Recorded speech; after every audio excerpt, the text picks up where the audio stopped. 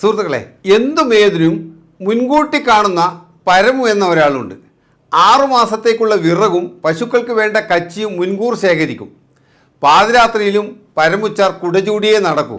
മഞ്ഞ് കൊള്ളുന്നത് നന്നല്ല, നീരിളക്കം ഉണ്ടാകും. ഇങ്ങനെയൊക്കെയാണ് അയാളുടെ രീതികൾ. ഒരിക്കൽ അയാൾ നടന്നു പോവുകയായിരുന്നു. പുഴ നിറയെ വെള്ളമുണ്ട്. പുഴയുടെ അക്കരെ ഒരു നായ നിർത്താതെ കുരക്കുന്നു. അയാൾ തല ഉയർത്തി നോക്കി. ഒരു കൂറ്റൻ നായയെ ചങ്ങലക്കിട്ടിട്ടുണ്ട്. പക്ഷേ നായയെ കണ്ടാലറിയാം കടിക്കുന്ന ഇനമാണ്. കുരകേട്ടാലറിയാം ശൗര്യക്കാരനാണ്.